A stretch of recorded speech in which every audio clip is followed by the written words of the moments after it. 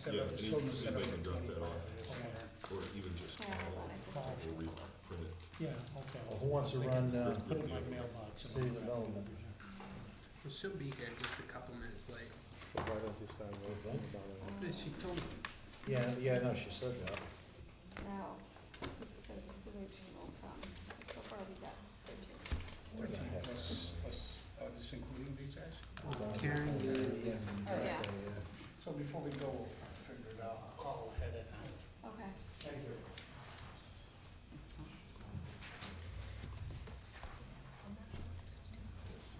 All right, so what do we want to start with then, guys? Yeah, that's what I said. You know how many Do trees finance? to give up their lives for this? I know, each one uses every. But if you shred it, fertilizer for the next round. All right, John, why don't you do finance, and then we'll figure it out from there. We'll call to order the Finance Committee. The first item on the agenda is the presentation of the Upper Union Street bid budget. Chris DeCoco, Hi. if you come up here, please. Oh, yes, you have to use the microphone. Oh, okay. So you're not going to hear it just with the TV, that's all. Okay. All right, thank you, sir. Thank you for having us today.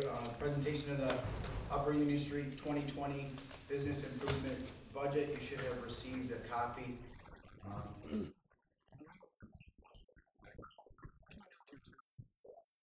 Expecting for the year, everything is relatively status quo, but what we're adjusting in our budget from things that we've done in the past is in an effort to spruce up the street, get a new fresh look in the community's eyes and social media, and build a better presence for returning and existing customers.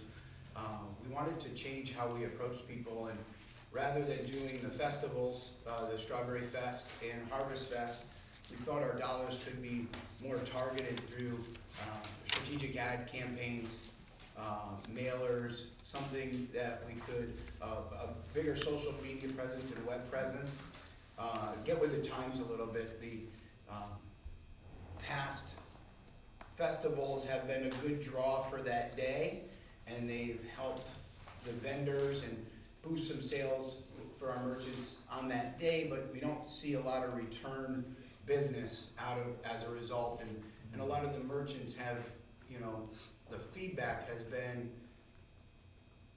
tolerable. You know, the ones who participate are excited to do so, but it's a small minority. So we're trying to change it up, go with a more targeted ad campaign. We've also brought on a part-time, probably 20 hours a month, a new executive director. The last couple of boards have been trying to do it with just the volunteers, and it's starting to burn out a lot of the people who want to participate. I myself am a retread. I was trained under my father 6 years ago.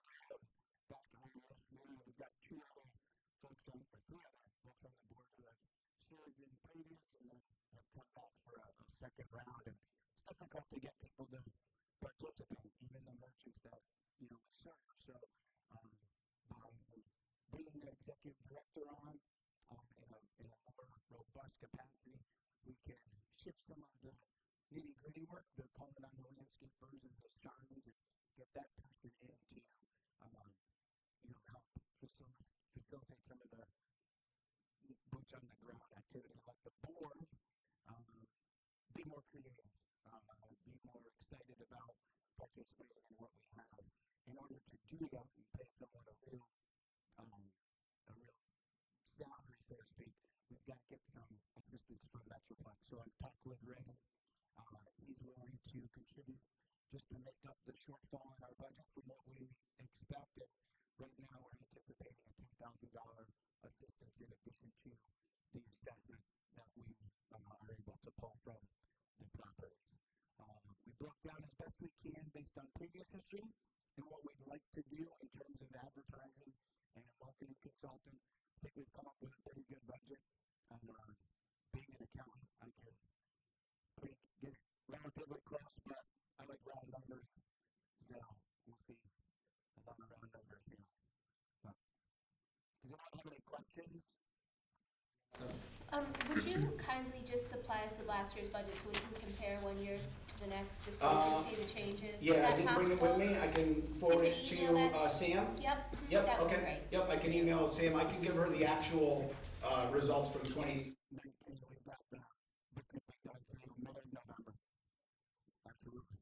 Other questions? Ms. Yes. Porterfield? Based on what you're saying, the marketing consultant, that's in addition to the budget? No, marketing consultant is built into the budget. That's the person that we're gonna be using to help us carry out the advertising dollars. We've been using Chris White Studios. They've been great for our web presence, advertising any connections to the app, and anything else that we've been doing. They've been very helpful.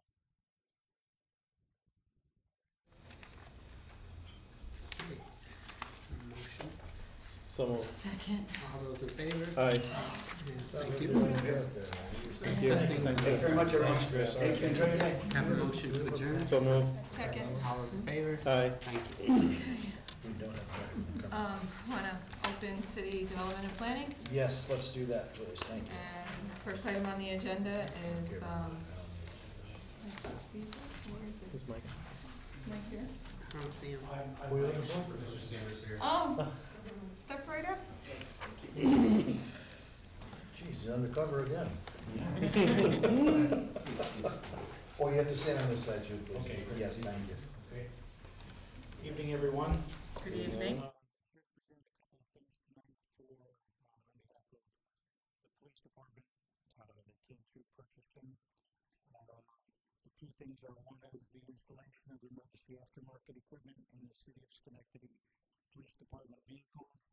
As you know, we buy police vehicles every year almost, and when we do, they come just as regular automobiles. They need to have different equipment installed, lights, prisoner cages, computers, radios. So the first bid was spread out and was returned to us on the 13th of November. There were 21 different companies that downloaded the specifications from BidNet, and there were 2 bids that were actually received, and the police department is recommending that we award this bid in the amount of $61,390 to Auto Solutions of New York, located in Phoenix Road. I believe they all saw the specifications that were emailed out to you.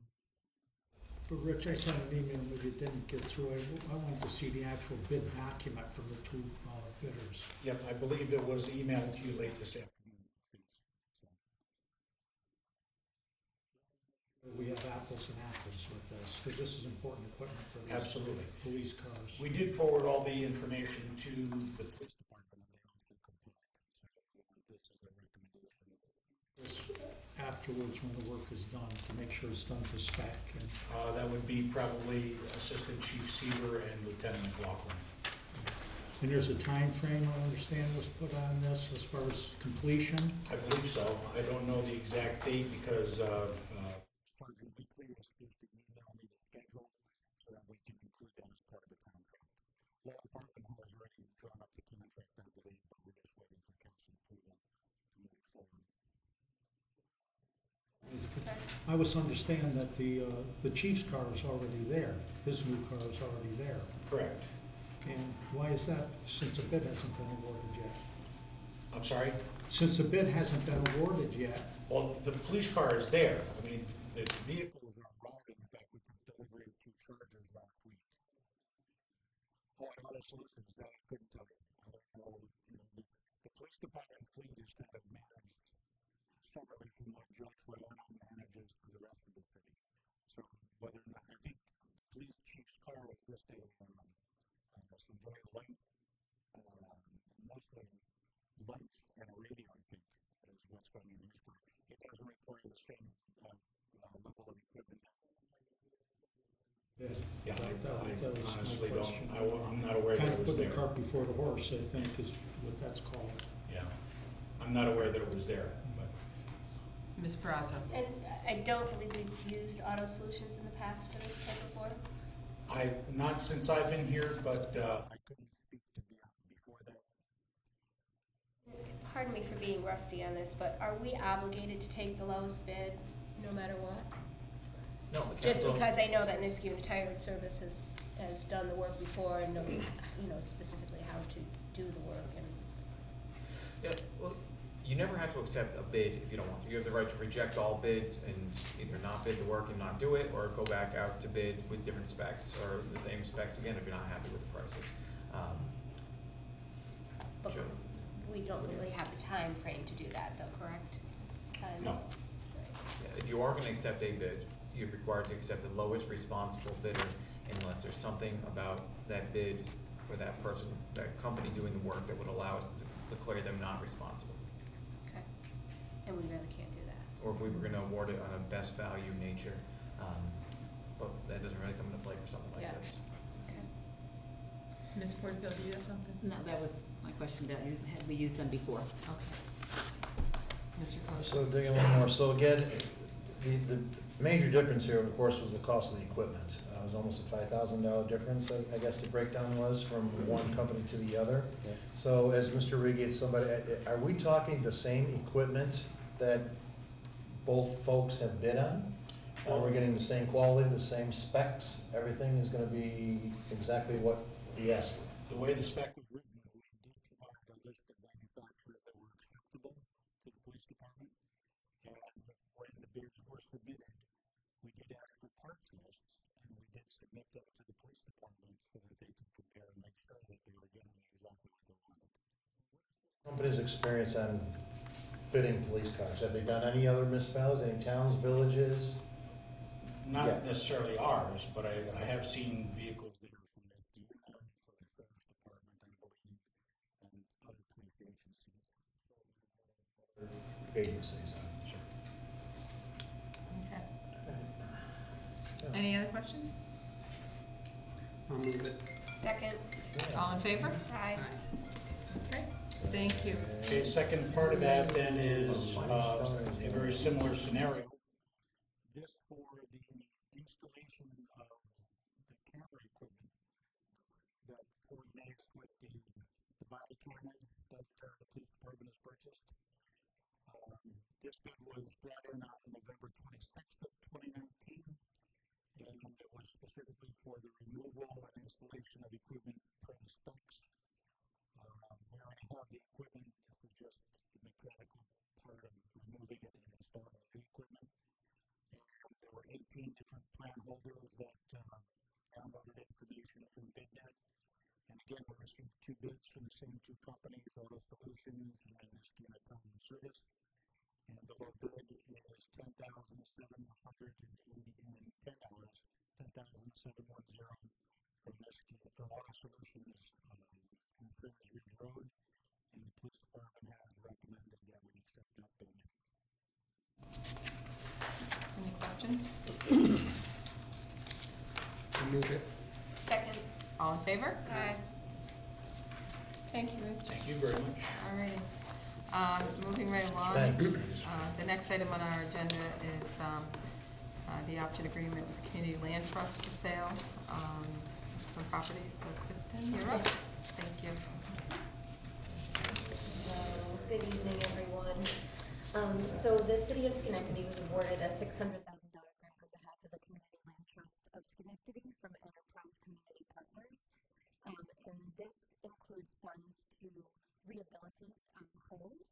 So we have selected homes that are within our focus areas. Three of them are the Mount Pleasant Renewal. One is in the NRSA in Hamilton Hill.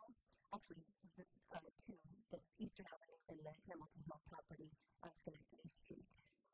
So these funds are going to help the city deal with the issue of vacant properties and also creating homeownership opportunities for low and moderate individuals. And Bev is here from the Community Land Trust. I don't know, Bev, if you want to say anything about. Thank everybody, the council and the city for the support to the community land trust. Most likely these properties. And so we're asking for approval to enter an option agreement with the land trust to move forward with the grant. Ms. I Perosa? haven't been able to locate any information on this in the packet. Am I missing where it is? Kind of hidden. Oh, okay. Thank you. Page 299. This is a huge packet. Yeah, it's a This big is- packet there. It's on the back. Yeah, it's before the, it's mixed in, Oh my gosh, huh? great. Wonderful. I'll move it if somebody has any questions. All in favor? Aye. Okay, Okay, thank you. thank you. Thank you. Okay, moving right along. Next item is the permit. Mr. Permit. Wallen, authorizing issuance of a revocable permit for Bountiful Bread. Yes, sir, how are you, Chris? Very good, Mike. So the first thing on the agenda for me is revocable permit for Bountiful Bread down on 200 block of State Street, the Mill Lane, RTD district there, right next to Front Hill.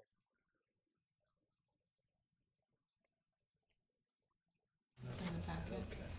Okay. So it's a typical blade sign.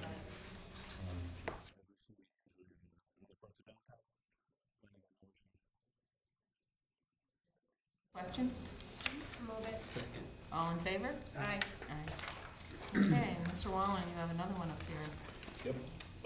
This is to authorize the mayor to enter an agreement with the DOT for our master agreement so that we can move forward with the design of the deck replacement for the Francis Avenue Bridge connecting Mount Pleasant and Hamilton Hill. So this was a Bridge New York project that we applied for and received. This is the first step to the project, accepting funding of the agreement with the state. Any questions? I'll move it. Second. All in favor? Aye. Thank you. Doing good, how do you like that? Thank you. Take care, Chris. I'll ask that we Go to recess. go to recess. Motion. Second. All in favor? Aye. If I can just interject here, back to finance, Mr. Ferrer made a point. Regarding the Union Street budget, don't we have to call for the public hearing and then also vote I on thought it we next did. week We as did well? that. We did that. We did the We public call hearing. for the Did that public last hearing? cycle. Yeah. Yeah. For Union Street? Yes, yes, Yep, we yes, did. we already did that. We did. We already did it. Just wanted to double check. Remember, because we had to move it along, and Yeah. then we're gonna, Yeah, they were We're all gonna- there at the last meeting. Right. We're both in vote the same on night. Monday, I the knew that same Union day Street that we was have there the too. public hearing. All right. Very good, good. All right, thank you. Yep, well, You're always good. good. All right, just do public safety, we're gonna move up ahead here. Public Okay, safety? Yes. Call to order, public safety. First item of discussion, snow removal. Mr. Kosher. Yeah, I got a couple of handouts here if I can, and I'm gonna piggyback off with Mr. Palmetti here, if you can, John, right? With what's going on here. You know, obviously, we had a lot of questions and concerns with the snow removal. I mean, it was a major storm. Oh, there you go. That's perfect, that's very good. Thank you. All right, let's get this handed out too. I thought we're going green, what's wrong with this thing? Huh? We do, let's go to laptops. Yeah.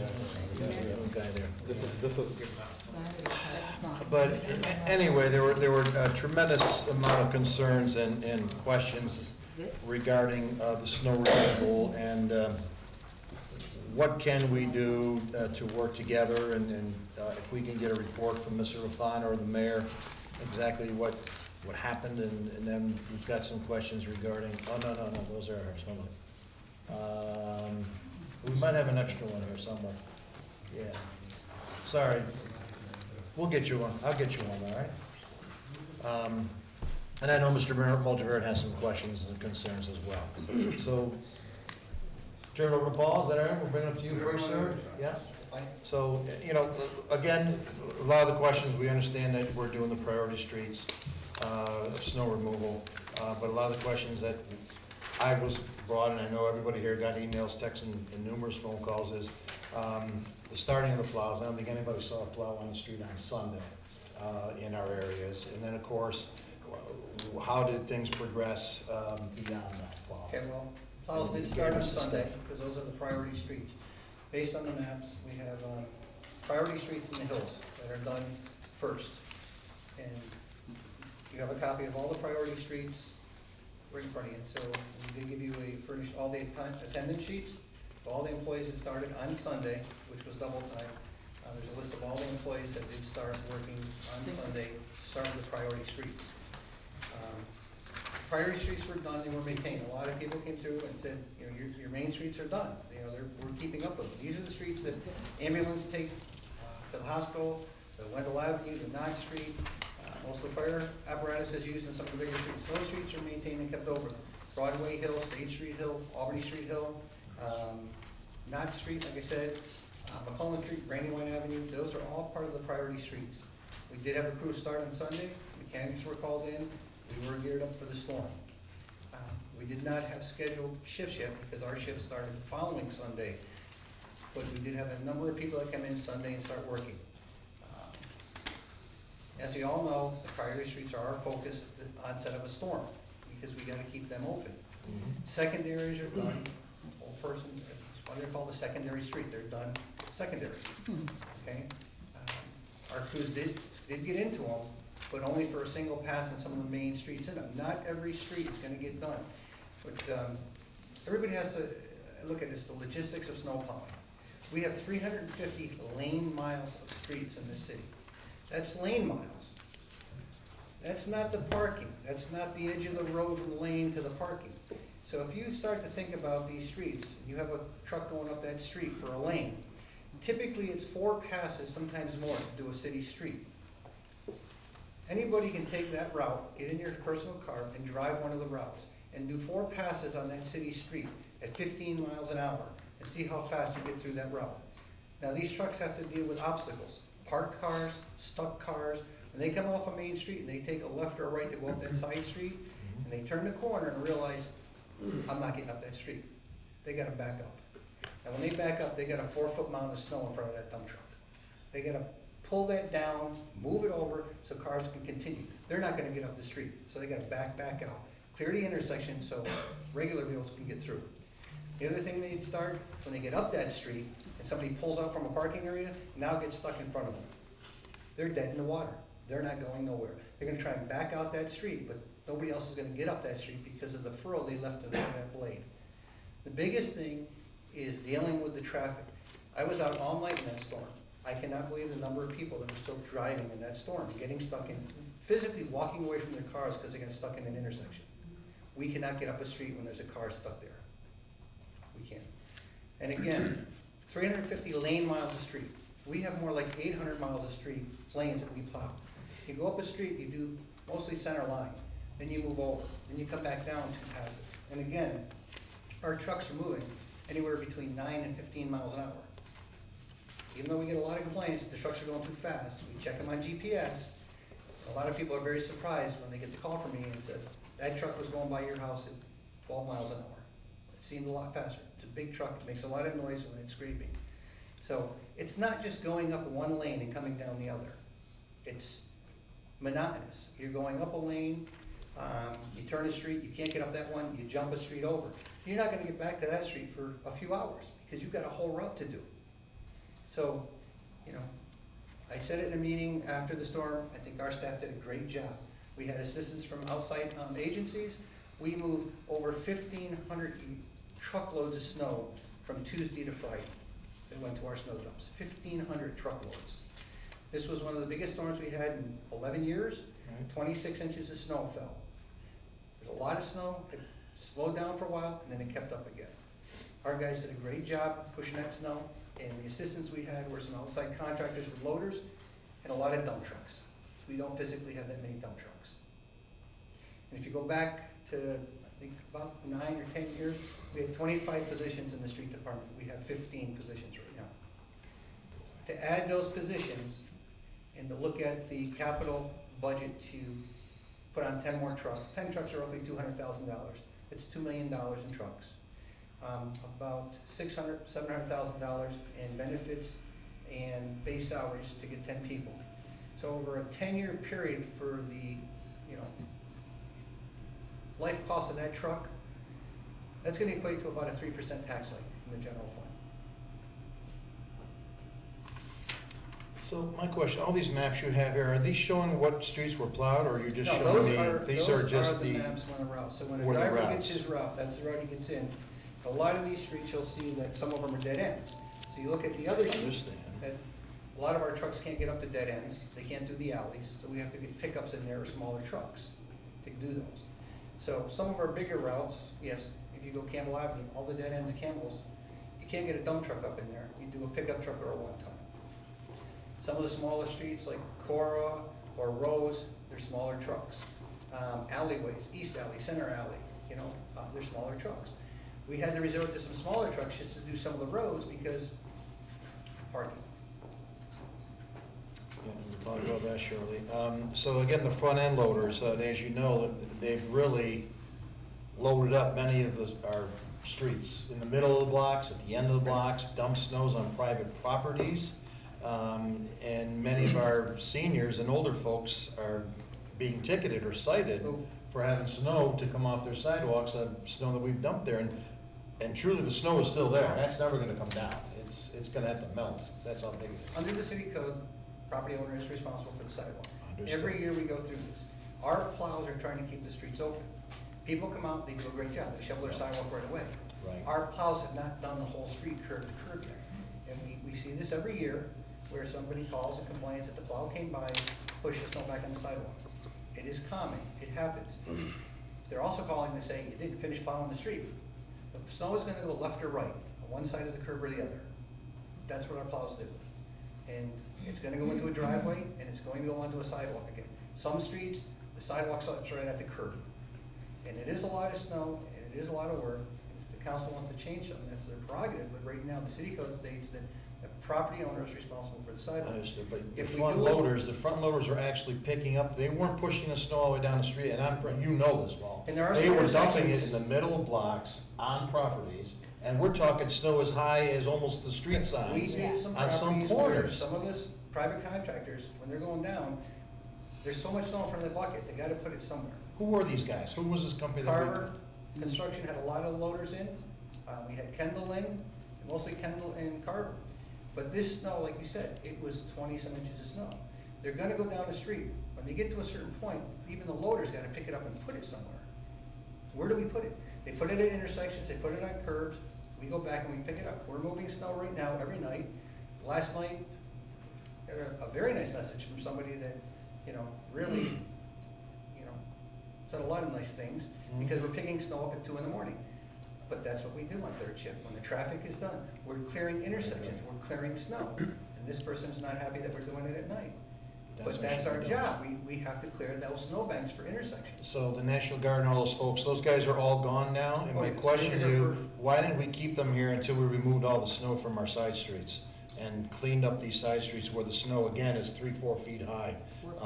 And dumping those into those big trucks that we had, taking it down to Central Avenue, to Fair Avenue? Because that was no cost to us, correct? That was the state's time, right? That was the trucks. The loaders were a cost to us. The other communities were also asking for it. Based on the governor assigned it, we got really first priority, but those crews were then assigned to Cohoes, Waterville, other places It was to in get the the streets capital open. district. So they worked here roughly a week. They weren't in a state of emergency, though. Albany was not a state of, Albany County was not. We The were, governor declared a state of emergency in 7 counties. including And- Albany? Yes, and that's where the allocation of those resources came in. They worked here, they arrived at roughly 7 o'clock on Monday evening, with a couple trucks. Most of the trucks were in route. We didn't really get started with the outside agencies until Tuesday, and they were done at Friday night. By Friday night, we had gone through every street and opened it up as wide as possible, but yes, put snow in different spots, because they had to move to Cohoes. They were moving on to Cohoes to assist them with getting their streets open. And then we moved right into our snow removal, which the last big snowfall when we did the Valentine's Day and the St. Patrick's Day falls, we ran 6 weeks straight, 12-hour shifts around the clock to remove snow, our crew, 6 straight weeks. I'm not gonna again, we're saying we got some, I have not received one thank you call from any of my constituents that have called me or texted me. And I'm sure you guys are saying you have, again, today in the paper, there were letters to the editor, just coming after us. And again, and I kind of agree with that. I mean, this is not our first snowstorm. Why do we have to come through this and sit here again, hearing our residents continually complain to us Well, this was our about first an 26-inch issue? snowfall in a number of years. Come on, I grew up in Buffalo. I mean, this is crazy. So I'm gonna get off the subject because And I'll pass over to one of my other colleagues for a moment. Go ahead. That's your meeting, I'm sorry. It's your committee. Go ahead. Thank you.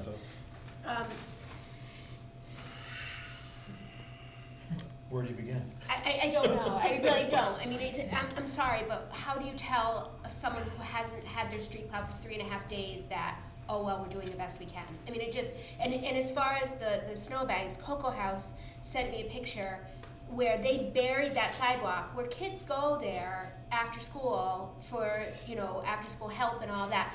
That snowbank had to be 8 or 9 feet high on the whole sidewalk. How could they possibly remove that? It's physically impossible to We remove don't expect that. them to remove it, and they would not be cited, and we would get there and remove it. And if they called in with a complaint and a photo and said that, But I this did is, forward you that text. and it probably has been moved. And, Bigelow Avenue, we have 3 Head Starts on Bigelow Avenue, and that hadn't been plowed at all. We had people with, there are parents that walk, they're trying to push a stroller, hold a baby, get to the daycare. The person that called me was slipping and sliding, afraid for pedestrian safety. I mean, I think we have to look outside just our priority streets into situations like that where there are babies and children. And, we're the only municipality that had no school 2 days in a row because of the snow. I mean, the kids couldn't get to school because the snow hadn't been removed. A woman I talked to in Woodlawn didn't get her mail for 3 days without mail or being able to be plowed out.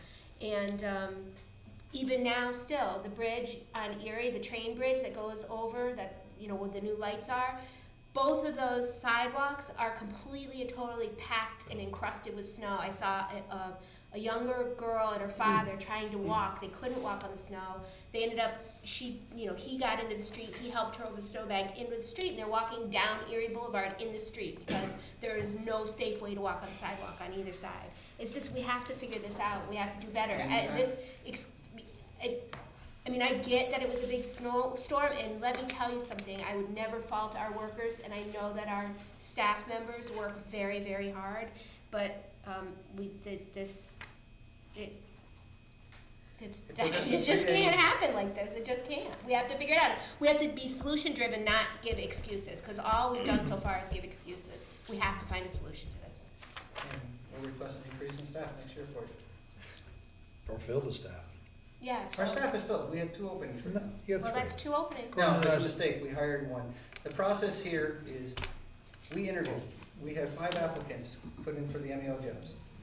3 never showed up for interviews, even though they requested the interviews, they never showed up for the interviews. 2 people showed up for interviews, 1 was qualified, he was hired.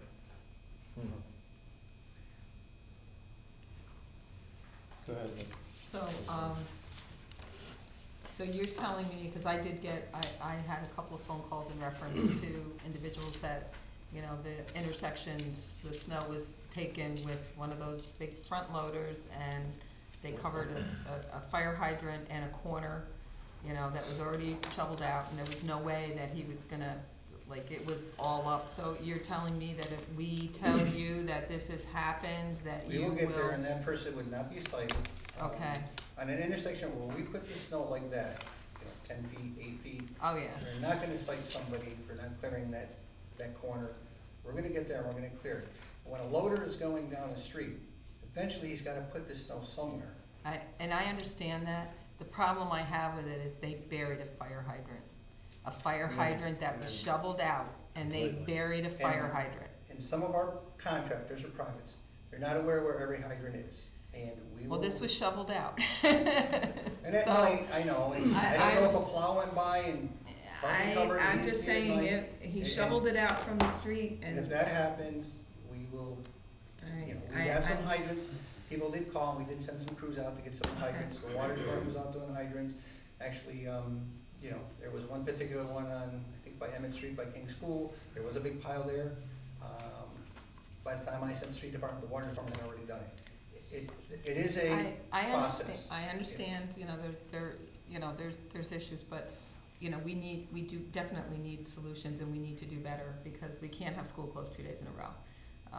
It's just not acceptable, and we just have to figure out, put our minds together and kind of figure out what we're gonna do.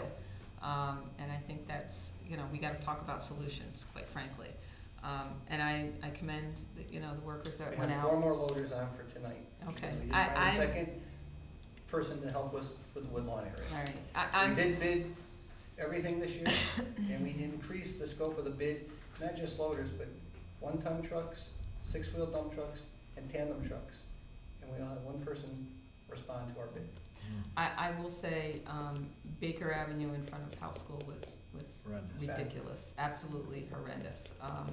The schools, the streets by the schools Woodlawn, really, too. really need to, the schools have to get done, and, you couldn't, the traffic was backed up on Baker the day, Wednesday morning.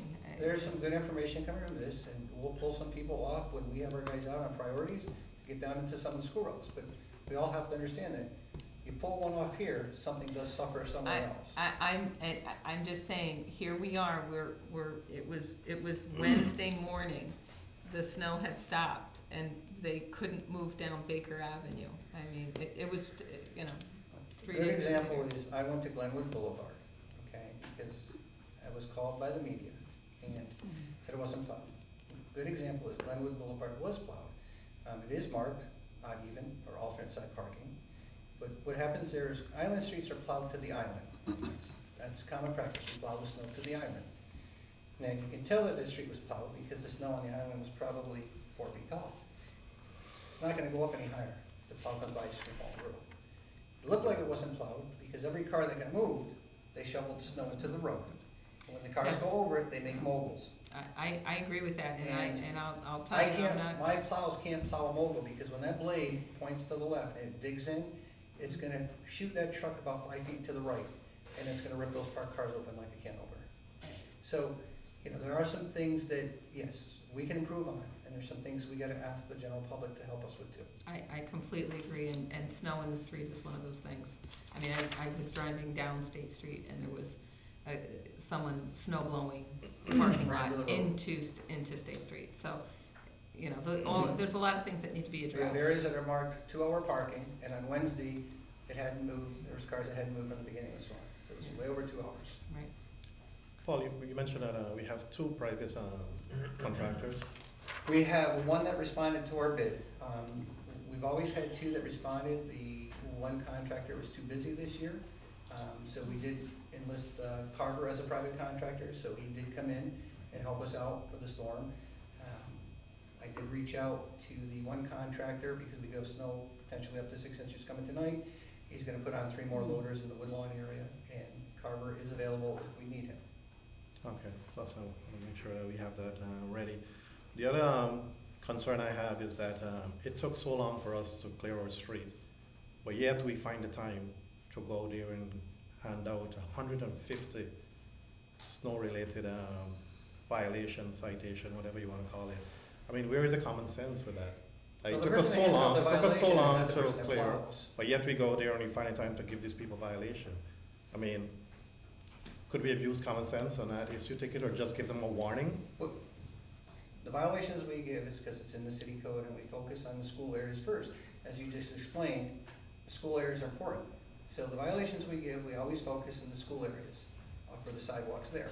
And again, I know it's difficult because somebody will go out and shovel their sidewalk and the plow's gonna come by again and the snow's gonna come over and they feel they shouldn't have to do it again. But that's gonna happen continuously until we figure out how, if we're gonna plow the street, it's gonna go on the sidewalk. So it's nothing new. We've done the school areas for years. Those are their first focus. Like we have priority streets, the next focus is school areas. Some are because our nuisance inspectors will out, and some are complaints. A resident will come in and complain and say, this school area is not done, so we handle it as a complaint. They're gonna go and they're gonna issue a citation. No different than anybody here who's called me that said, we've got an issue with this house or that house, we go issue a complaint. A resident calls, we issue a complaint. It's justified, and while they're out, they see other ones, they're gonna issue those. And as you said, it was a big snowfall, and, it was hard for some of the residents to clear that snow. It was difficult because we have many seniors who are getting someone else to clear their sidewalk. And then the plow will pass and then cover it again. And then, you know what, we're going out there today, we're citing them and we're giving them 24 hours to clear it. Now they're depending on one of their kids to come and clear it, their work. By the time they get there, there's a violation on the door. How much time do you, Yeah. I mean, it's in the city, you know, you look at the No, city code. I understand that we have it in the code, but where is the common sense is that we're going after people to clear their sidewalk, but yet our street are covered with snow. Go ahead, Ms. Ross. Ms. Porterfield. So, I'm not gonna repeat all the stuff, because, you know, same thing, but, in considering moving the snow, and this was a large snowfall, we all know that, but those snowbanks were just ridiculous. I mean, you couldn't see people around them, it was just too much. So, have we considered we have so many empty lots, that, you know, rather than trying to make sure it gets to the park, why are we putting some of the snow next to empty lots in some of these blocks, which would. The loader can only push the snow so far, and he's gotta move that snow. I mean, I mean, if you're going down a street, you can only push it to a point where you gotta put it to the side. I understand. And where we have city lots would be the ideal spot for it. But depending on how much snow is there and how far he can push that snow, he may have to find a spot before that so he can start again. But, so, you know, these are I think things that we definitely need to think about. Do we need to load it into a truck and move it? It was just for people to try to navigate their streets.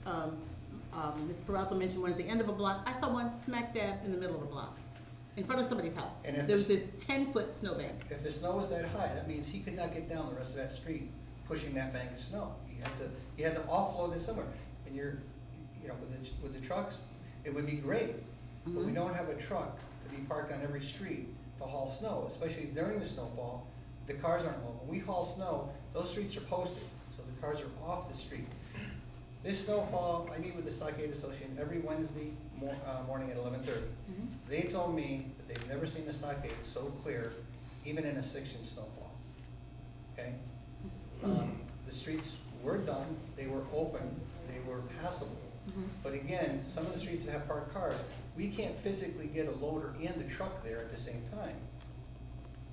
And I understand, I'm glad about the stockade, but there were some streets, I got pictures. No cars on the street, but loaded with snow. So, and this was after a few days, and you know, it's not a session to beat up, but really, we've heard a lot from our residents, and rightfully so. So, you know, a better plan is all I can say. Like, if we're contracting out to these folks, then we should be telling them what's acceptable and what's not acceptable, and leaving snowbanks in the middle of a block and 10 feet tall and in the middle of places where children have to go to school. It's just really not acceptable. So I think that's our part of it, that we have to tell them, this is how it should look when you're done, and that they have to figure out how to make that happen. Mr. Riggin? Yeah, when were the privates called in to start?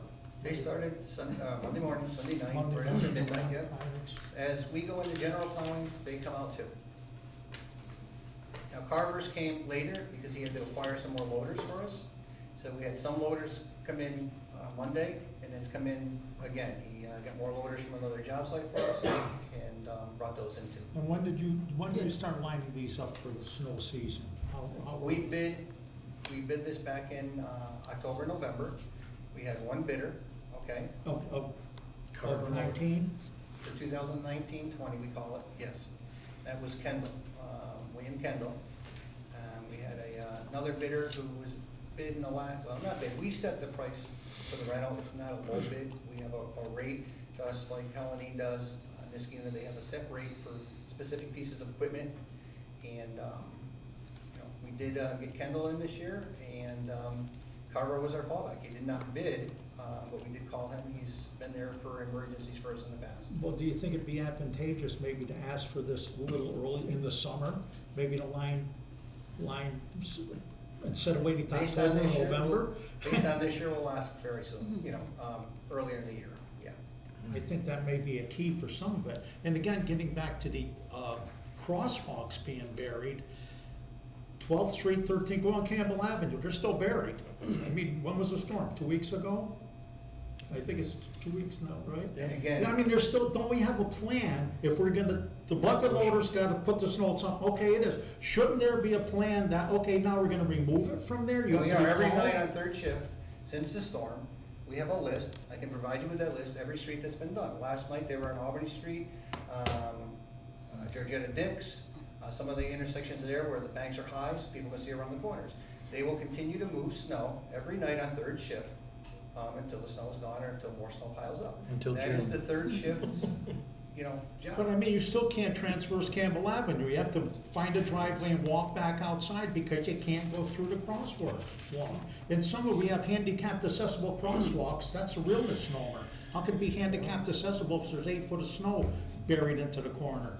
I think if we are gonna pile snow into the crosswalks, it should be a priority to be removed almost immediately. We can't have people walking in the streets, especially kids. Our bridges weren't done. Sheltingham Avenue and Oak Street Bridge, that wasn't done till late in the week. That wasn't done. Kids were going to school. They couldn't close schools forever. So kids had to go to school. It seems to me like the plan needs a lot of work. Whatever plan we have, it certainly needs a lot of work, because this plan was from nowheres. It snowed the same in the whole capital district, but we seem to have the biggest problem with it. If we need more help, then fine, then put it in if we need more equipment, put it in the capital budget for the council to at least decide. Then you can blame the council for that, for not doing it. If you don't ask for it, you can't expect to get it either. If I asked for a BB gun for Christmas when I was a kid, if I didn't ask for it, I couldn't expect to get it. I didn't expect it to show up by itself. So I think we have to ask to make sure this city is passable. And this was, quite honestly, Paul, this was a disaster, the way this was handled. That's all I can say. We could say it was a huge storm and all this. We had them before. I'm 73 years old. I've seen them all. I've seen bigger storms than this that were handled much better. That's for sure. So what's the problem with it? Hopefully we don't see a snowfall like that, or maybe we can amend the new budget and request 12 more people.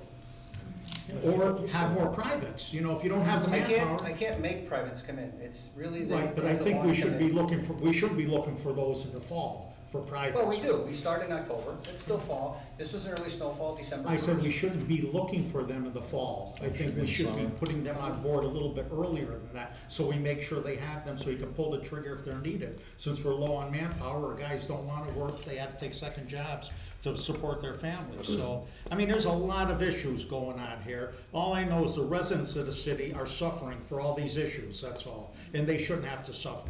This is a service they are paying for with the tax dollar. The way it's put in the budget, that's between you and the administration, the way it's presented to the city council. City council shouldn't be getting hammered for this stuff. We look at the budget, you ask us for something, we either say yea or nay. If you ask for something, we don't give it to you, then you can say it's a city council. That did it. But you have to tell us what you need to do the job properly. If it's not done properly, then you gotta come to the council and say you need more. That's my take Maybe on you'll that. have something. Mr. Kosha. Yeah, Next committee meeting, maybe have an amended budget. Well, we gotta do something, because, and again, the phone calls too, we had people saying they were calling City Hall, calling your lines are full, the voice messages, our boxes are filled, they can't get any messages in. As Vince Riggi said, it was tough, it was a big storm. So let me just look at your schedule here real quick, if you can, the Monday, December 2nd in particular. So we were doing all the tracking on the snow plows and everything on our website. The most plows I ever saw on that site were 4 plows in action. That is it. And I tracked that thing all doggone day. Now, we're saying we had 16 plows here, so that means every one of our MEOs were working at 6:30 a.m. What was their shift? You have MEOs from the sewer department working and MEOs from. So explain me what that shift would have been from 6:30 a.m. until next Tuesday morning at 6:30. How many plows did we actually have working the streets? And what Every were these available workers plow, if doing? you have 16 men out, you're gonna have 16 plows. You get Okay. 22 pieces of apparatus out. Which is all these here. From 6:30 a.m. So you get 16 city plow, 4 private plow loaders, and 2 Parks Department trucks. So how many were working on a shift? Not all 16 were working from 6:30 till the next morning. How many plows of these 16 were actually plowing? All of those are out. On an 8-hour shift? Yeah, they were all You're out. telling me I had 16 plows on the street? Yeah, that's counting Well, I'll pickup tell trucks. you what, Not I everyone want to is a see dump where truck. they were. I really want to see where they were. There was no 16 plows. Well, not everyone is a dump truck. And part of that tracking Ridiculous. system is not all the equipment has the sensors on it. All right. And so it's one of the things that want to do is be able to tell where they've been, also be able to tell where they're going to be. And in terms of managing it, is to be able to say that a piece of equipment has gone down a Through the street street. and cleaned it once, twice, or 3 times, or So whatever. it is.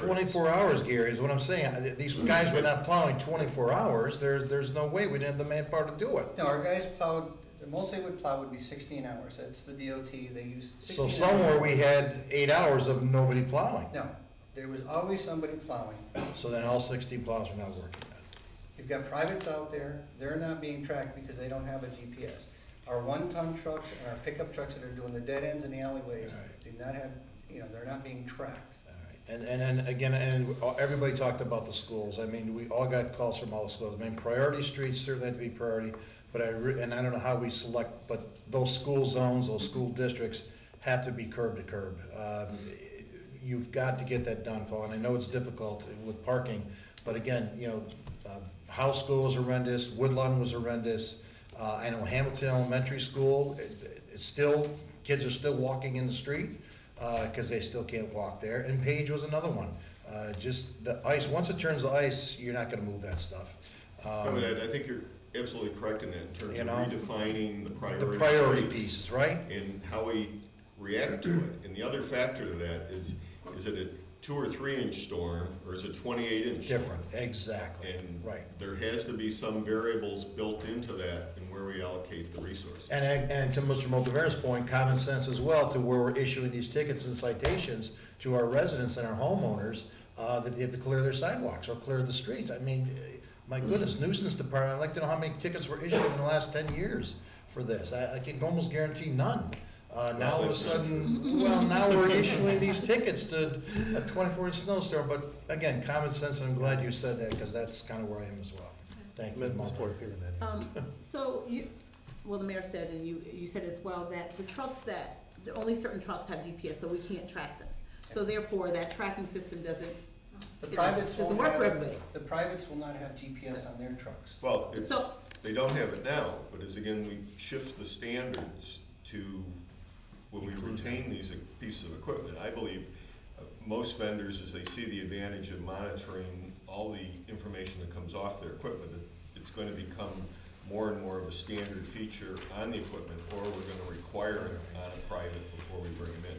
But the point is, when people call us, we tell them, go look at the tracker, and if the tracker can't track everything, then the information we're giving them is pretty much useless for, like, the dead-end streets. Well, the dead-end streets where he said that you could only use a pickup truck to go down the dead-end streets.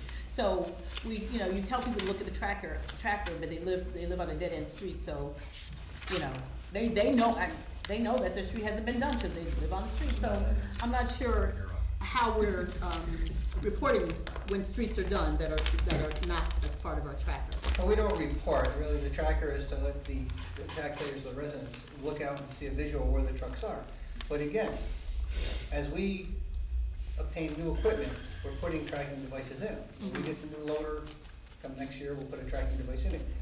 But the 10 loaders we had out there that were doing some of the routes that were privately owned, we would have to put that in the bid spec, and we'll end up paying for that because these companies are not going to put tracking devices in their loaders, and pay the monthly fees for that and the installation, because this is heavy equipment.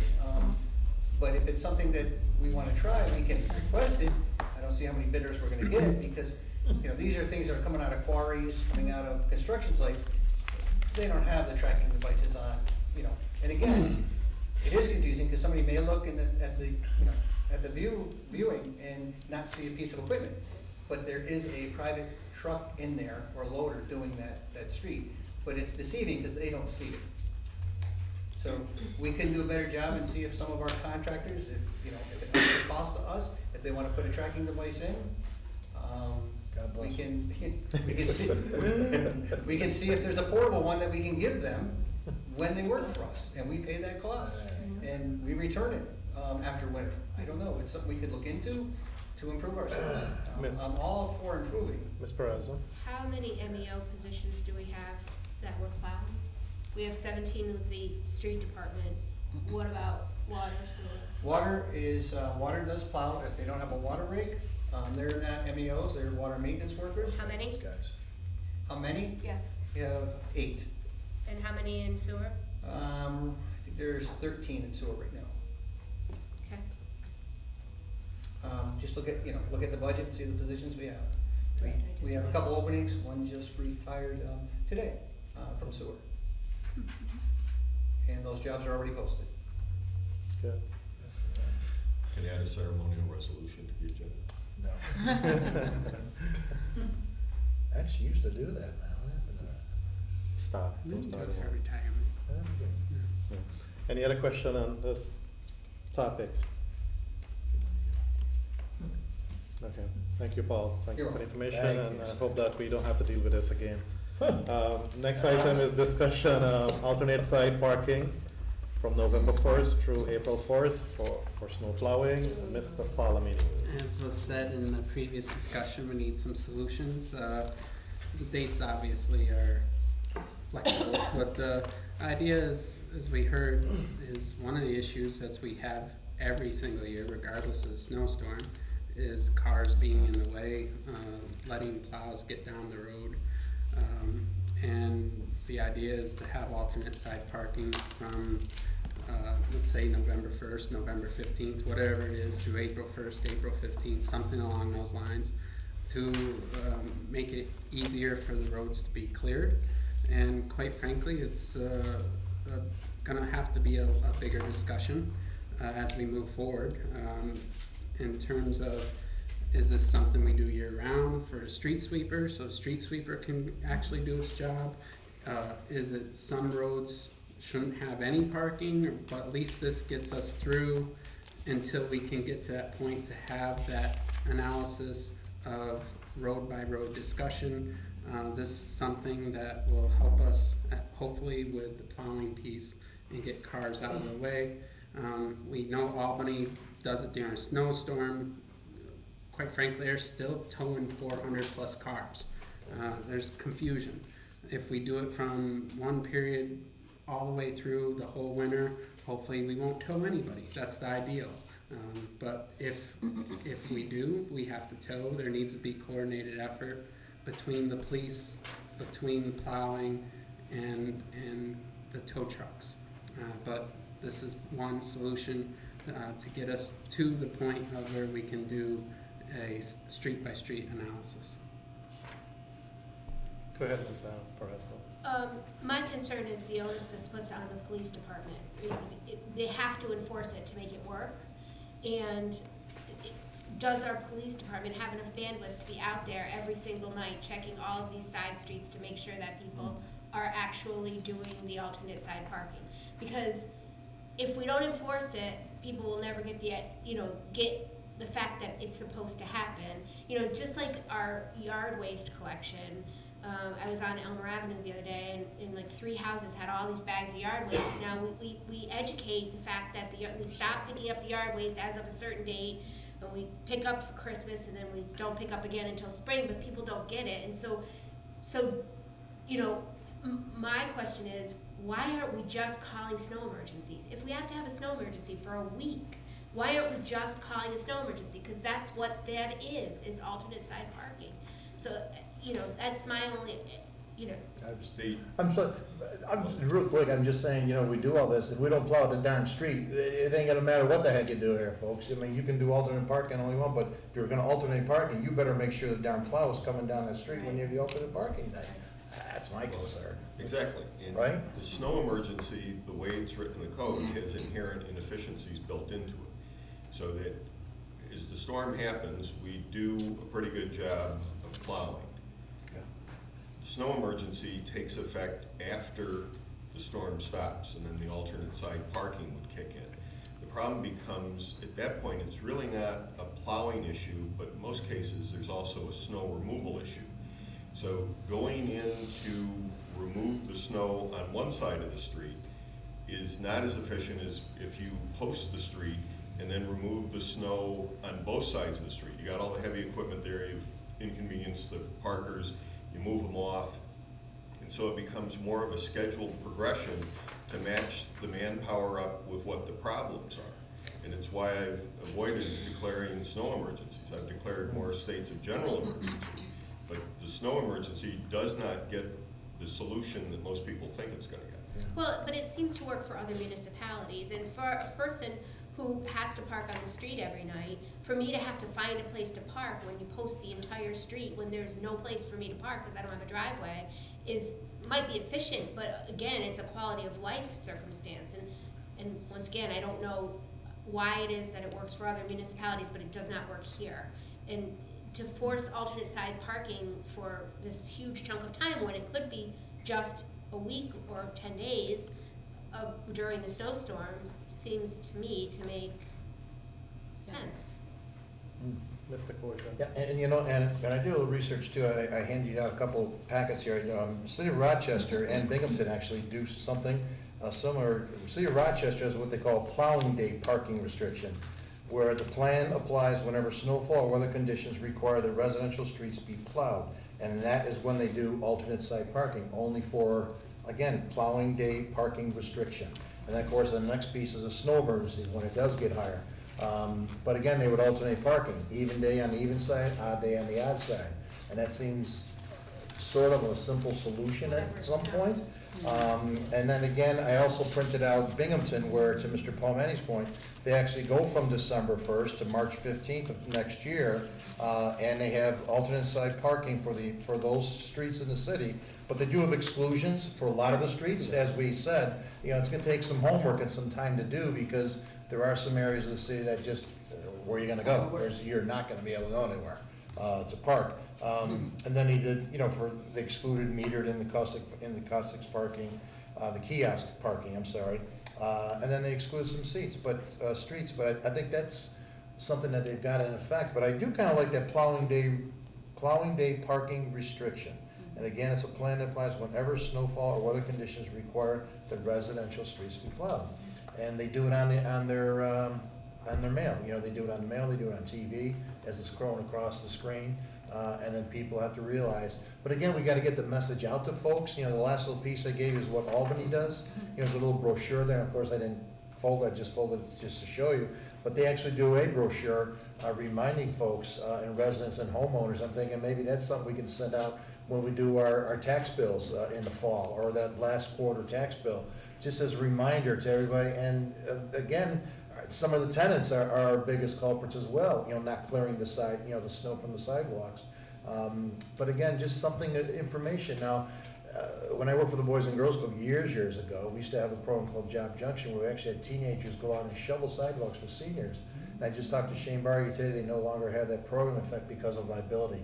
It was all about insurance. Kids were getting hurt, or somebody got hurt on the property, so they cut that out. But, you know, if we can come up with something like that, where we have a group or organization that would come out and help out a local senior, or even partner maybe with the neighbor associations, to see if neighbor associations can kind of create their own little call list or whatever. But something to do. But again, I think this is all good stuff. We got to come up with a solution to the problem. We just can't keep blaming it on lack of drivers or lack of plows. We've got to help them as well, because Albany still issued 400 tickets. It's almost 500 cars to Right, and that's $200 a pop. I mean, it's not cheap, right? That's why I was thinking, if we just do it from a set period to another set period, it's less confusion. Yep. It's easier. And that's what Binghamton Quite has. frankly, we also have to have, like I said, in the summer, the street sweeper, that's a big issue. People want the roads clean, they want the litter picked up. Yeah. So if we do alternate side parking, seems an easier solution until we can figure out which streets may have to be excluded. Mr. Reagan? Yeah, these are all good ideas that are coming around, but unfortunately, today, it isn't like it used to be. There's houses that have 4, 5, 6 cars. I know one fella, there's a house, a single-family house, there's 7 cars. They take up the whole street.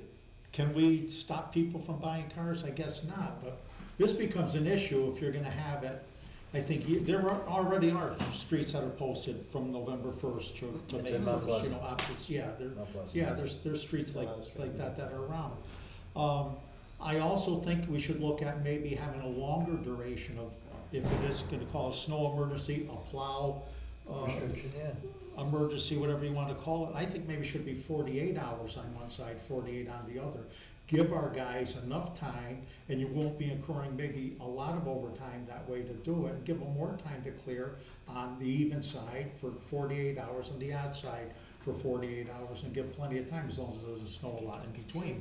But it gives a little more time, and the job could probably be done better that way. But right now, we have such a patchwork quilt, so I agree with, we should have one. There's a patchwork quilt of parking regulations in the city of Schenectady. Who's priority, you can't keep up with it, so. But the problem, again, comes up, that there's a lot of cars now, a lot more than there used to be, and there's not a lot of off-street parking for some of them, so that becomes another issue. But again, education's a problem. The only problem with the tax bill, Mr. Kosher, is I agree with, but the only thing, that's only gonna go to landlords. Right, you gotta You see know, some of the that's tenants, the only right, problem gotta reach out to with that. tenants. So it has to be probably through neighborhood association, things like Right. that. But Yeah. again, I mean, the TV stations during snowstorms, they do a good job of advertising when there's a snow emergency called, you know, you hear it all the time, who calls snow emergencies, it's called, and then, you know, that's what we have a plowing day parking contract with a situation. towing service, and then you have to enforce it, you know, that's it, and then, people do get the message when they have a car towed and it costs them money, and that's what works in the end part of that, so, there's a lot to be discussed, and I'm sure this future council will do a good job with it and come up with a good plan, so I just hope you take everything into consideration and make sure that do it right the first time, you know, and go from there with it, so, but there's a lot to it. Yep. You know. Ms. Porterfield? So if we're talking about, having alternate parking for this period of time, that means that we're gonna have to do signage like throughout the city. New signs are gonna have to go up, which is, Generally, yes. I beg pardon? Generally, yes. Yes, well, because some of the signs that are there are either illegible or, you know, in one block it's this and another block it's that. So, I mean, that which is gonna be, first of all, it's gonna take a long time to get that done. So, I'm not sure if, I kind of like lean towards more the just moving it, having a snow emergency. Some of these side streets that we have, especially the college streets up in Woodlawn, alternate parking is gonna be extremely challenging for those folks up there. You can barely get a car through when there isn't snow. I don't, you know, the streets I'm talking about, Harvard, Princeton, et cetera. Yeah. So I'm not sure that that's gonna work citywide, and we would have to look at, some streets individually, and frankly, some streets aren't. Can't do you know, it. just not gonna be able to do it. Right. And additionally, I think we definitely need to be, this is gonna require, I would hope, a public hearing, so that we can hear what residents, and how, you know, because all of us don't know everything about every street in the city, but the folks that live there do.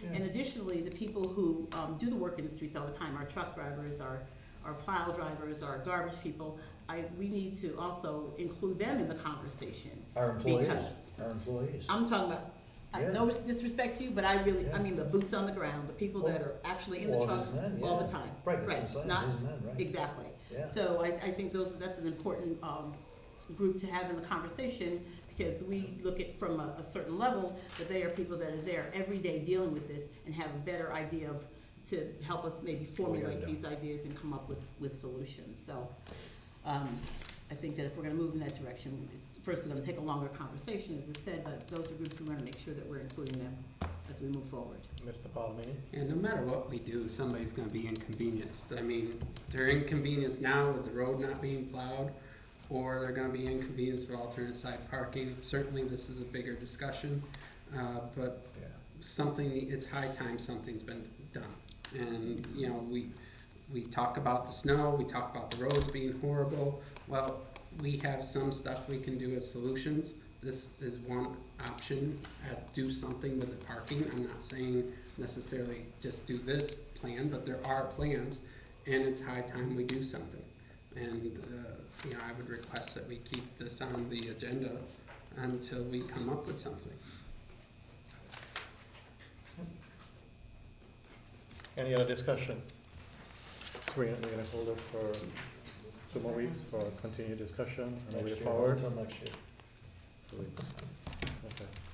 All right, next item is the appointment to the Civilian Police Review Board. Mr. Koji. Yes, thank you. We have 2 letters here from the Office of the Mayor. These are our 2 remaining not-for-profit organizations that had current vacancies. And one is from Municipal Housing Authority, and the other one's from our Schenectady County Human Rights Commission. And with this, they will have a full board, from what I understand from Mr. Shave.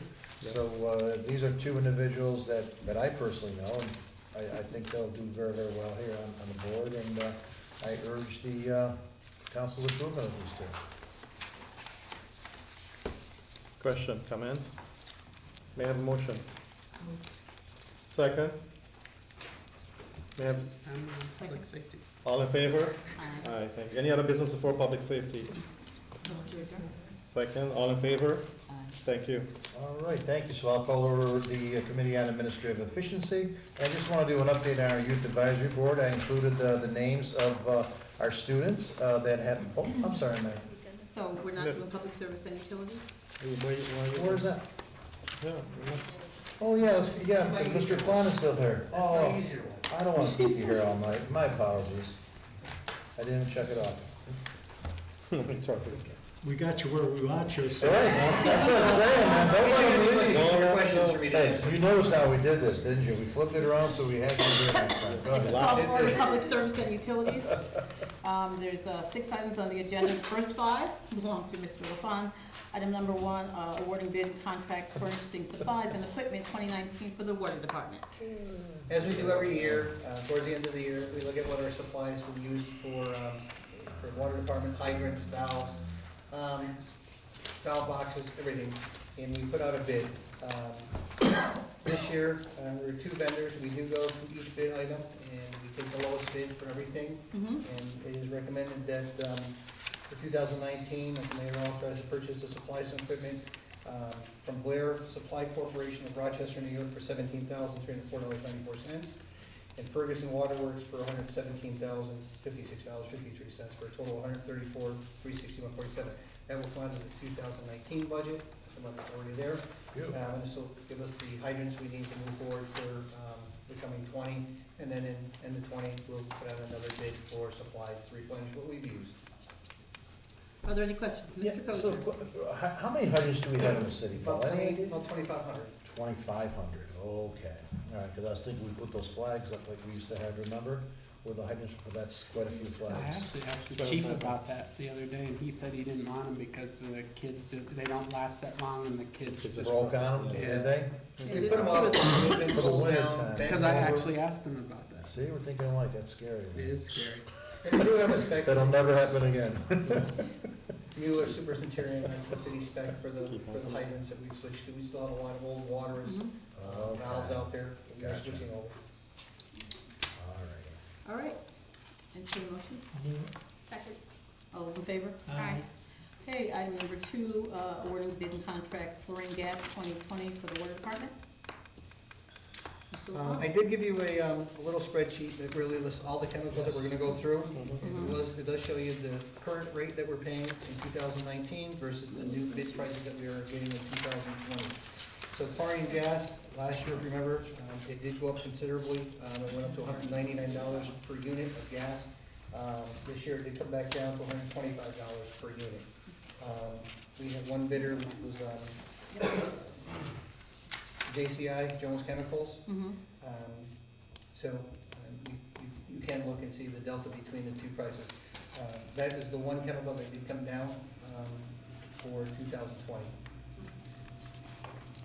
Any questions? Yes, Mr. So yes, my Kosher? question, so is there, this is certainly a very good price, but coming from Sarasota, Florida, is there a delivery charge, setup charge? How do they keep it that low? That's everything Yeah. coming to us. When we bid as a delivered price.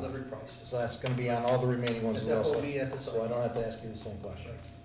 Well, that's very good, because I was wondering about that, how are they gonna ship it up? Any other questions? Entertained a motion? Move it. Second. All in favor? Aye. Okay, 3rd item, award bid and contract for hydrofluosilicic acid Yes. 2020 for the water department. And that is for the fluoride, for the water treatment. Don't say that word. That's it. Please. Hydrofluoric acid? Can we keep it that way? Don't say the It's S word. fluoride. That did go up slightly. If you look at 2019, it was .170. Per pound, it's 1.875. So there is about a $2,800 increase for that chemical for the year. And again, these are all low bids. All right, any questions? Second. All those in favor? Aye. Okay, item number 4, award bid and contract for liquid sodium bisulfate 2020 for the water department. Liquid sodium bisulfate for the water department, that actually is for the wastewater treatment plant. Okay. The bisulfate is, we do chlorinate for disinfection. We use, which was the one above it, sodium hypochlorite. But prior to going to the river, the regulations a couple years ago say that we have to dechlorinate. for the sodium bisulfate is to remove the chlorine prior to going into the hot river. Oh, Okay. Are there questions? Yeah, crazy. Move it. Second. All those in favor? Aye. Item number 5, award bidding contract for sodium hydrochlorate 2020 for the wastewater treatment plant. And again, that is to disinfect the wastewater prior to going into the river, and then we dechlorinate it also. So, sodium chloride is just, strong Clorox, it's used in swimming pools, but that is what's used for disinfecting the wastewater. Okay. Other questions? Second. All those in favor? Aye. Okay, Mr. LaFawn, I think that's it for you. Thank you. Thanks. Thank you very much. Good evening. We're off the hot seat now, let's see a bucket of water. The last item on the agenda is a ceremony resolution for Carl Falatico. This is assigned to my name, but I don't think that's correct. Well, nobody else wanted to do it, so that's why I put it to you. Oh, that's My name next to that. No, I said I was Really? So, Yeah, you Mr. know. Kosher, I know that you put this on the agenda, so Yeah, who wanted, John, I you was wanted to do it? gonna- Oh, that's right, Karen was gonna do it, that's right, Karen's All right. CW. All right, we have a taker. okay, Fine. so I'll entertain a motion. So moved. Second. All those in favor? Aye. Is there anything else to come before public service and utilities? Move we adjourn. Second. All those in favor? Aye. Thank you, we are adjourned. I got you, Mr. Coffers, anyway, huh?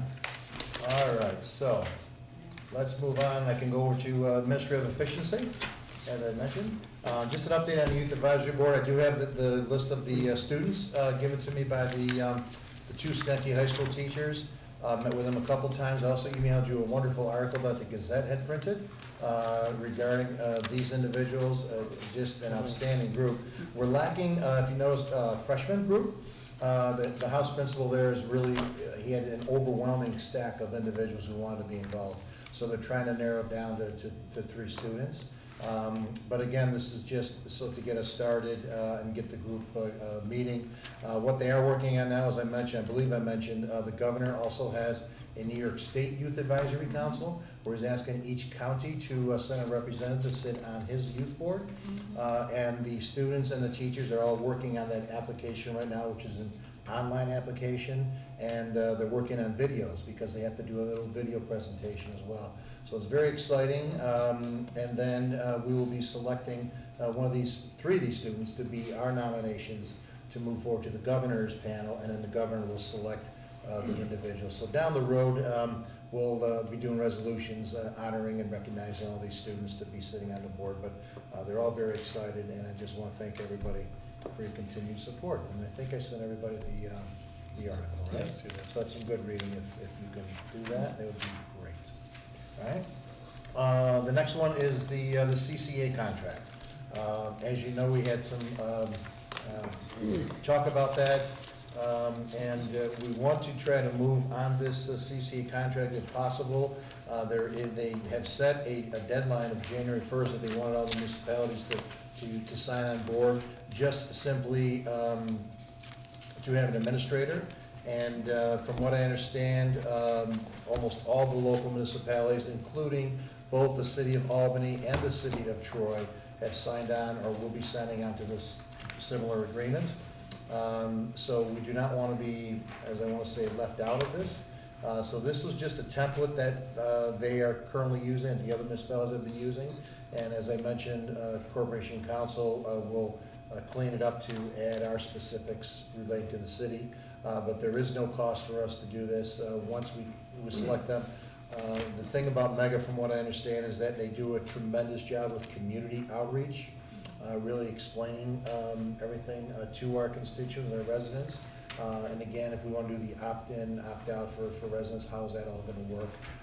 But the most important thing is that for them to go out to bid and get the best price for utilities for our residents, which of course is going to save our folks some money in their monthly utility bills, which I think is very, very important. I have 2 folks here that if they want to speak on this, Tina or Jeff, do you want to add anything to this by any chance? That you've both been here before, I know. We'll give you like 3 minutes, because we are heading out of here shortly. Either one of us, come. I'm actually from Mega, and I'll give you a quick. Okay. Thanks for that little props Well, there you go, a little push, right? Sure, yeah. So, hi, good evening, Louise Goff, I've been here before. I just, a quick update, so I'm really excited if the city of Schenectady joins. You would be part of then a group of 15 municipalities and 90,000 eligible households. So that is almost double what the market really needs to offer a good opportunity for your residents. So this is really exciting. I'll say the group of municipalities that we had before Troy and Albany, and hopefully you all came on, when they heard first, Troy was the first one, and they got very excited. So they this collective effort is really exciting to see municipalities working together, and it only serves to benefit your residents. So I'm happy to answer any questions, but Jeff might have something to add as well. Yeah, Jeff, go ahead, quick, thank you, thanks for coming as well, Yes, please. I'm Jeff Corbin, I'm a professor at Union College, so I don't live in Schenectady, but I work here, and I'm a member of the Citizens Advisory Board that's been really trying to bring this to the area. So I too have spoken to you guys and have written letters to the editor and op-ed articles in the Times Union and so forth. And you've heard me say this before, but I'll say it again, that there is nothing that we locally can do that's better for trying to reduce our carbon emissions and to combat climate change than to adopt community choice aggregation outside of a federal action. Really being able to, on this mass scale, citywide, resident scale, tens of thousands of households, to be able to control where our energy comes from, that is really impactful. So while this will be close to, maybe not quite, but close to the largest CCA in the state, the fact is, as far as considering the makeup of the municipalities with large cities, villages, full range, that this is really the most exciting model, and this is the one that's going to really get attention statewide. We're in the capital region. We've got real cities that are a part of this. It's really exciting. So thank you for taking this on. And some of the regulators who actually have implemented and made CCA possible actually live in our municipalities. Yeah. So no pressure. Wow. Yeah, so it's really exciting. So they're giving us feedback too on how the education is going, because it's in their home. Absolutely. Yeah. It's going to wind up giving a consistent message. So obviously, we're a market where we have only a few markets for newspapers and radio and television and all those kinds of things. So by having one consistent administrator and message, it's going to make it easier for all the residences to understand what's happening, what isn't happening, who can they call if they have questions. It's all going to be consistent. So there's a real advantage to doing that, not just because it's going to be a large aggregation. Yeah, and I think that's a very good point, Jeff, is that we're all gonna be together, so the message will be relayed to our entire community, the Capital District area, and I think that's very, very important to us. So the electric city can be clean electricity. We are gonna be right out there in front of it. Any other question, any questions at all from any of our folks here? We already had the public hearing on this, so we're all good with that. So I just need a motion to move on this. Oh, go ahead, I'm sorry. Just one question. Please, go ahead. I just want to be sure that all the residents will be given the opportunity, if they do want to opt out. Correct. Because some people get very confused with a lot of these things, and I'm one of them, to be honest with you. So I want to know if they're going to have enough of a window to opt out, and if they will get a receipt that they opted out, so there's no problem with that. Because the city council will be getting phone calls if somebody says, I don't know what this is all about. So that's going to be up to you to take care of that, Yes, so right? there's an education period. We start with an education period, so part of the reason for the deadline of January 1st is if we're working with Albany and Troy, and we want you to all having that, again, amplifying the message by working all at the same time. Then there's the actual bid period, right? And then there's another education period, and then there's an opt-out period. So there's a lot of opportunity to engage your residents, get them familiar with the program, if they're in a bad situation now, to help them understand that, because a lot of people are confused. Is this community solar? How's the different community solar? What should I be paying for my electricity? When we start engaging the public, we answer all kinds of questions, not just about CCA. So your residents stand to benefit just from the existence of the program, even if they don't choose to participate or if they've made another choice. But you're absolutely right. They will all have the opportunity to opt out, and they have other opportunities within the program, and that's, we do that well, but then whoever we end up working with, it's not just about price, right? It's about value. So whatever supplier it is, they need to show good customer service. And if we know that they're not good at that, even if they have a slightly lower price, we don't want the PR nightmare for you or Right. for us. So Exactly. there's a lot that goes into the evaluation, and opting out is part of it. All right, Ms. Brazel. Just a very quick statement in the Yeah. fact that I have gotten a tremendous amount of positive feedback about us moving forward with Moving this. forward. A lot. I mean, Yeah. even in conversations at events and, you know, all It's of very it. exciting, and again, Megan, I think is gonna do a great job for us, so, thank you both for being here, thank you for your push, and continue to read the letters to the editor, they're all good stuff, we appreciate those. All right, so I need a motion, Mr. Palmetti, second by Ms. Karen Zuzulazuz, all in favor, say aye. Thank you, anything else to come before committee? If not, motion to adjourn, Mr. Palmetti, second by Ms. ZW, all in favor, say aye. Thank you, we are adjourned, continue on. I guess for our claims, the 11 claims. Lots of claims, Lots these of are claims. old ones, man, how did that happen? We didn't know. Motion to go into executive session. So moved. Second by Ms. Porterfield, all those in favor? Aye. Okay, so, Take care. Mr. Riggi, can we, suspend yours, because we do have somebody who's I'd here to rather speak. not, because I'd like to get home. Oh, you did want to get home? I'm the cook, just so you know. And bottle washer. Yeah. Okay, whatever you gotta do. Well, there was just somebody here that wanted to speak on one piece of property. There's multiple, can we do that and come back? This is what happens. Oh, we are? Oh. All right, we're okay. So we're gonna move on with plans. Go. We're good? We're good. Well, we're in executive session, so we need to. Yeah, we gotta. All right, so we need to shut off the microphones first.